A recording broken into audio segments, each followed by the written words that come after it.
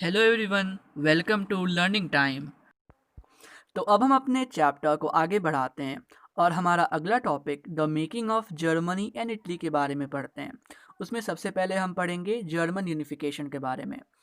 तो 1848 के लिबरल्स के रिवॉल्यूशन के फेलियर के बाद और फ्रैंकफर्ट पार्लियामेंट के फॉल के बाद जर्मनी में बहुत सारे चेंजेस देखने को मिले।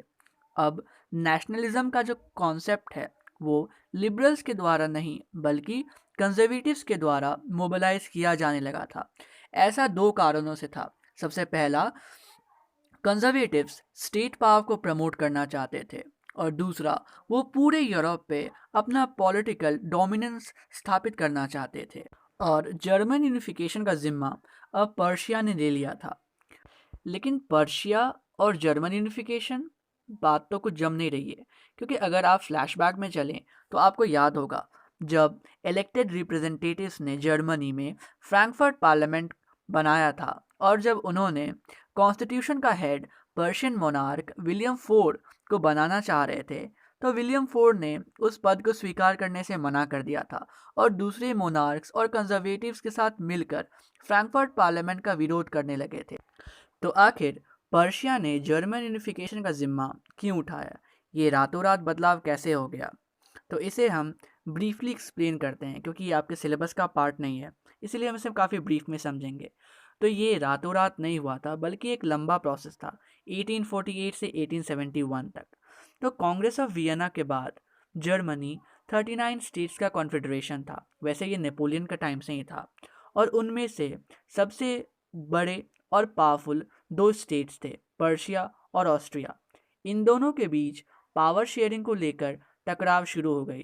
1866 में ऑस्ट्रो पर्शियन वॉर हुआ, जिसे कि 7 वीक्स वॉर भी कहा जाता है, और इसमें पर्शिया जीत गया और उसने नॉर्थ जर्मन कॉन्फेडरेशन बनाया, जिसमें कि बाद में बहुत सारे और स्टेट्स जुड़ गए और इस तरह से जर्मनी यूनिफिकेशन की तरफ आगे बढ़ा। आइए इसे हम एक मैप के थ्रू समझते हैं। तो ये हमारा जर्मनी है। जो ग्रीन बॉर्डर है वो जर्मन कॉन्फेडरेशन को दिखाता है, किसके अंदर 39 स्टेट्स थे। जर्मनी 39 स्टेट्स में बटा हुआ था और 1866 ऑस्ट्रो पर्शियन वॉर के बाद पर्शिया ने जो नॉर्थ जर्मन कॉन्फेडरेशन बनाया था, तो उसमें बहुत सारे स्टेट्स पर्शिया के साथ जुड़ गए थे और उसमें ऑस्ट्रिया को एक्सक्लूड कर दिया था और फाइनली उन्होंने मिलकर नॉर्थ जर्मन कॉन्फेडरेशन को बनाया और 1871 में फाइनली जर्मन एम्पायर बना। इसके बारे में अभी हम डिटेल में पढ़ेंगे। तो अब हम अपने टॉपिक की ओर बढ़ते हैं। तो जैसा कि लिबरल्स के मूवमेंट को मिलिट्री और मोनार्की ने मिलकर दबा दिया था 1848 में, उसके बाद से ही पर्शिया ने जर्मन यूनिफिकेशन का जिम्मा उठाया।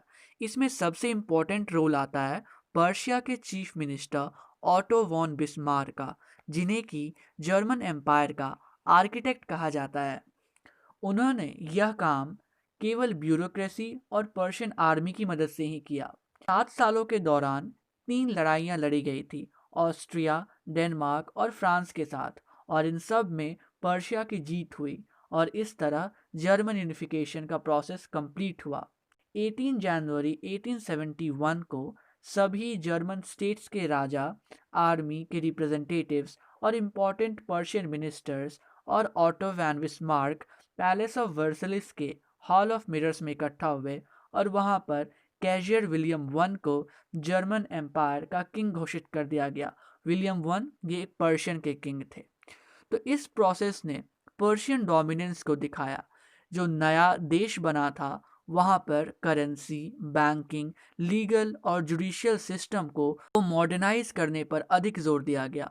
पर्शियन मेजर्स और प्रैक्टिसेस को इसका मॉडल माना गया। अब हम हमारा अगला टॉपिक पढ़ेंगे, द यूनिफिकेशन ऑफ इटली। तो जर्मनी की तरह इटली भी बहुत सारे छोटे छोटे हिस्सों में बटा हुआ था। 19th सेंचुरी के मिड में यह 7 हिस्सों में बटा हुआ था। इसे हम मैप के थ्रू समझते हैं कि कौन सा हिस्सा किस रूल के अंदर में था। तो northern Italy Austrian Habsburg, central Italy pope के द्वारा, और सदर्न रीजन जो था वो बर्बन किंग्स ऑफ स्पेन के डोमिनेशन के अंदर था। इन सब में से केवल एक ही हिस्सा था जो कि सार्डिना पायडमोंट के द्वारा रूल किया जाता था, जो कि इटालियन प्रिंसली हाउस था। 1830s में गियुसेप मैज़ेनी ने एक यूनिटरी इटालियन रिपब्लिक के लिए कोहेरेंट प्रोग्राम रखने की मांग की थी। उन्होंने अपने गोल को प्रमोट करने के लिए यंग इटली नाम की एक सीक्रेट सोसाइटीज बनाई थी। इसके बारे में हम पहले पढ़ चुके हैं। 1831 और 1848 के रिवॉल्यूशनरी फेलियर के बाद लड़ाई के जरिए इटालियन यूनिफिकेशन का पूरा कार्यभार सार्डिनिया पायडमोंट के ruler king Victor Emmanuel second के ऊपर आ गया।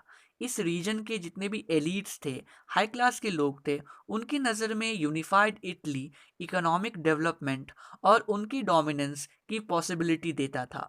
जर्मनी की तरह ही इटालियन यूनिफिकेशन का भी पूरा जिम्मा वहाँ के चीफ मिनिस्टर कैवोर के ऊपर था।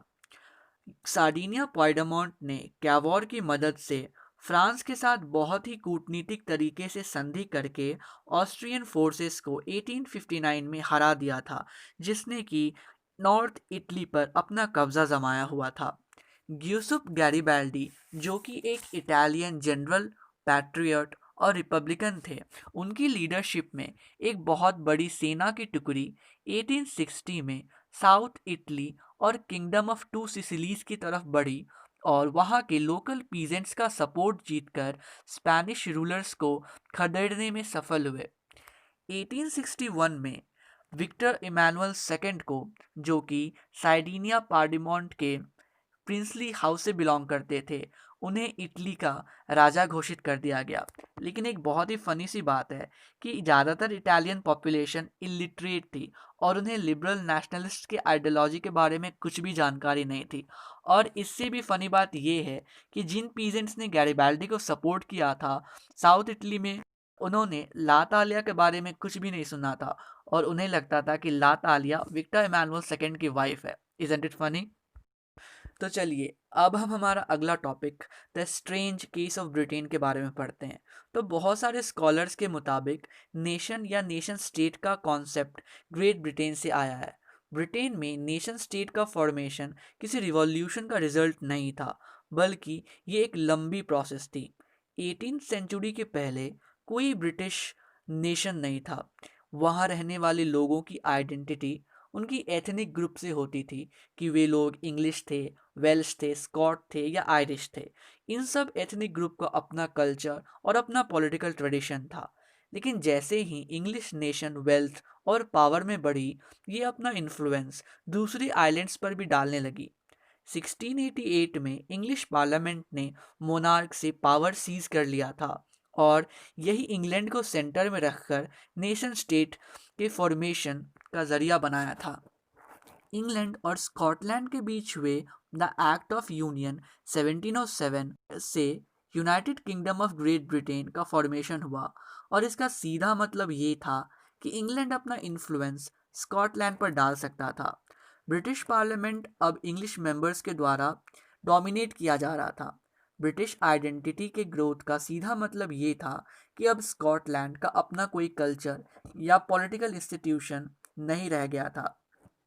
जब भी स्कॉटिश हाईलैंड्स पर रहने वाले कैथोलिक क्लैंस अपनी इंडिपेंडेंस के लिए आवाज़ उठाते थे, तो उनकी आवाज़ सप्रेस कर दी जाती थी। उन्हें अपनी मदर टंग, जो कि गैलिक लैंग्वेज थी, वो बोलने नहीं दी जाती थी और अपना नेशनल ड्रेस भी पहनने नहीं दिया जाता था। और बहुत सारे लोगों को अपने होमलैंड से ज़बरदस्ती बाहर कर दिया गया था। आयरलैंड के साथ भी यही हुआ।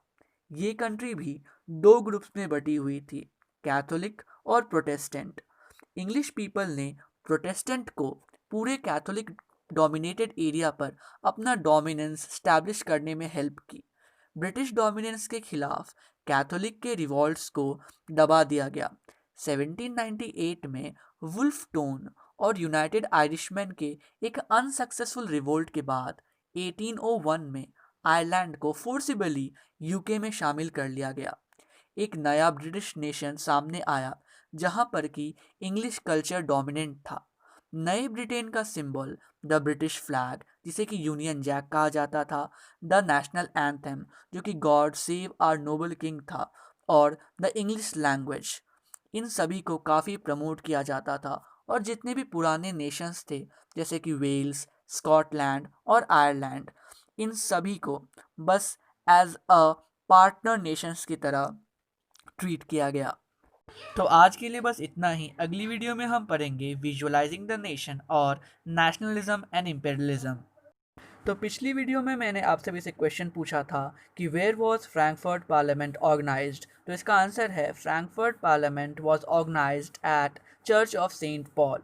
तो आज के लिए आपका क्वेश्चन है कि who is known as the architect of German empire. इसका आंसर आप कमेंट करिए। तब तक के लिए thanks for watching and stay safe.